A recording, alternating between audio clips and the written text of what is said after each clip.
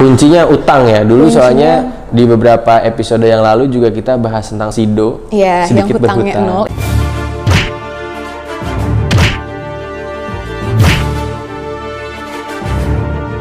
0. Hello investor, welcome back to Pojok Saham. Oke, di video kali ini gua sudah ditemani oleh research kita, yaitu adalah Mbak Ajeng. Dan di video kali ini kita bakal ngebahas tentang sektor properti. Betul. Ya, sektor properti, dan mungkin di video kali ini kita akan mulai membincangkan tentang properti dimulai dari sebelum kita ngomong ke sahamnya ya. Boleh. Ya kan, sebelum kita ngomong ke sahamnya, gue mau tahu dulu nih tentang gimana kondisi sektor properti saat ini. Saat ini kita flashback ke belakang dulu ya. Boleh, Sebenarnya properti itu udah dari 3 tahun belakangan ini dia trennya cenderung turun. Itu bisa dilihat dari indeks residensial sama indeks satu lagi yang ada di Bank Indonesia. Itu trennya cenderung stagnan bahkan turun. Nah, sebenarnya dari 3 tahun itu masuk ke 2020 itu ada harapan nih dari terpilihnya Presiden Jokowi. Dia kan mengedepankan infrastruktur.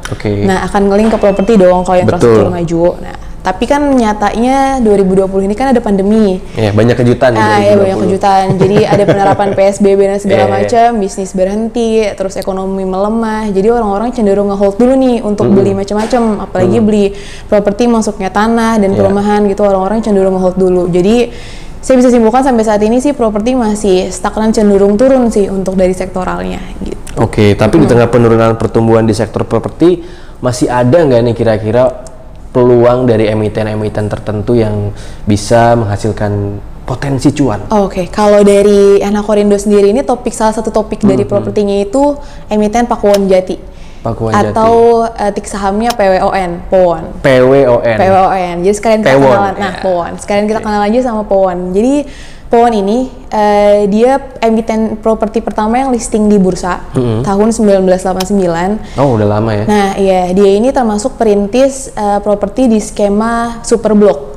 Oh, Superblok itu apa tuh? Jadi Superblok ini adalah properti yang skema itu terintegrasi antara hotel, antara mall, antara perkantoran. Jadi di satu tempat yang sama gitu. Di satu building yang sama di gitu. Di satu area dan building yang sama kayak gitu. Nah, properti si PWON ini dia itu cenderung di areanya itu di Jakarta dan di Surabaya. Sebenarnya ini di Jakarta sering kita kunjungin sih PWON sendiri. Kayak misalnya di Jakarta ada Kota Kasablanka. Kokas ada di Gandaria City. Oh ya, di situ ada mallnya, ada kantornya, ada apartemennya. Ada apartemen. Sama satu lagi mallnya Blok M Plaza. Kalau misalnya di Surabaya itu ada Tunjungan Plaza, ada Pakuwon Trade Center, sama ada Pakuwon Mall. Sama pun bentuknya Superblok juga kalau di sana. Nah, kalau hotelnya sendiri ini cukup terkenal juga. Hotelnya itu ada Sheraton.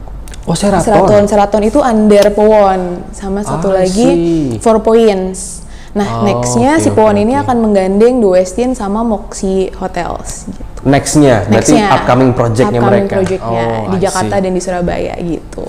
Keren.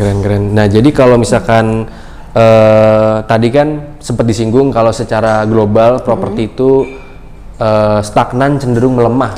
Dan itu sudah terjadi dari 3 tahun yang lalu. Nah, cuman kalau di first half sendiri dari sisi kinerja PWON, apakah dia sama dengan kebanyakan? Karena kan marketnya atau sektornya kan mengalami penurunan, apakah dia juga sama nih dari PWON? Kalau PWON sendiri sama sih sebenarnya. Sektor properti itu cuma lemah juga, apalagi PWON kan termasuk dia kan di semester 1 itu revenue-nya turun sekitar 43,7%. I see. Ya, kalau di break lagi dari development income dan recurring income-nya, PWON itu juga turun sama. Development income-nya itu turun sekitar 52%. Nah, recurring income-nya ini turun sekitar 36,7% gitu. Terus kinerjanya selain itu, tapi PWON tetap membukukan CFO, cash flow operation-nya ini tetap positif. Udah gitu sampai September kemarin, PWON ini mencatatkan marketing sales udah 70%. Jadi kita agak optimis sisa tahun ini 30%-nya itu bisa tercapai. Bisa kekejar ya. Selain itu PWON sendiri dalam menghadapi PSBB, dia tuh ngasih kayak relaksasi gitu ke tenan-tenan di mallnya. Kan tenan-tenan food and beverage kan nggak bisa dine in nih. Iya kan, kemarin nggak bisa dine in, jadi PWON ngasih relaksasi untuk memperpanjang pembayaran sewanya. di tenan-tenannya. Skema sewanya dirubah, disesuaikan gitu ya. Jadi yang tadinya pembayarannya 3 bulan mungkin diperpanjang jadi 6 bulan seperti itu. I see. Terus kalau untuk tadi kan diharapkan di sisa akhir tahun ini bisa ngejar nih 30% ya kan. Nah, sebenarnya tantangan apa yang bakal ditemui oleh sektor ini atau di Pewon sendiri di sisa di 2020 ini? Iya, Pewon sendiri kemarin kan sebenarnya dia kehantam banget sama PSBB, ya Mas. Kemarin kuartal 2 itu karena ada PSBB-nya diperketat, pendapatan itu turun sekitar 80-an%. Nah, makanya kemarin sempat ada pengetatan PSBB lagi. Nah, itu jika dilanjutkan hingga akhir tahun, itu khawatirnya akan menurunkan signifikan pendapatannya si Pewon. Nah, cuma sebenarnya ada harapan lagi karena kan PSBB diperlonggar lagi nih. Mall udah mulai buka, operasional diperpanjang. Dine-in sudah bisa ya, meskipun limited ya. Bioskop sudah buka lagi dan di akhir tahun ini kan banyak liburan. Jadi kita harapkan juga mall pengunjungnya akan datang, di hotel juga akan banyak menyewa tapi dengan tetap protokol kesehatan. Ya, ini menjadi dilematis sih ketika PSBB dilonggarkan, mall mungkin bisa ada aktivitas lagi ya kan, sektor-sektor ini bisa bangkit, tapi di lain sisi juga kita agak deg-degan juga nanti takutnya malah kurvanya naik lagi, tapi ya itu sih sekarang sedang terjadi ya.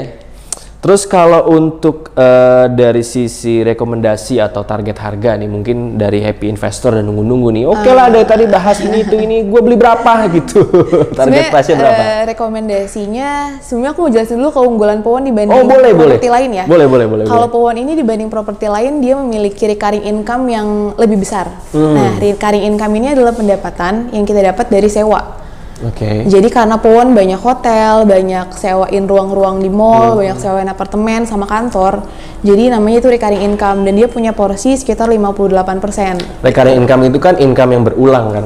Income yang berulang. Kenapa dia diunggulkan? Karena misalnya penjualan properti lagi jatuh, Pewon tetap kuat dengan recurring income-nya. Seperti itu. Selain itu rasio modal, rasio hutang dibanding modalnya Pewon itu lebih rendah daripada emiten properti lainnya.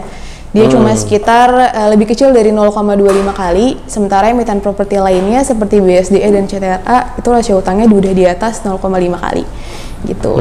Kuncinya utang ya. Dulu soalnya di beberapa episode yang lalu juga kita bahas tentang SIDO. Iya, yang hutangnya nol, tidak punya hutang sama sekali. Nah, dari keunggulan itu kita masih rekomendasikan untuk Pewon, untuk buy Pewon di target harganya 440. 440. Oke. Terima kasih Mbak Ajeng untuk waktunya. Mudah-mudahan ini bisa memberikan inspirasi kepada happy investor semua untuk bisa memilih-milih nih saham apa yang kira-kira bisa buat dikoleksi untuk mendapatkan cuan-cuan ke depan. Oke, terima kasih. Sampai ketemu lagi di Pojok Saham berikutnya. Pojok Saham, uye.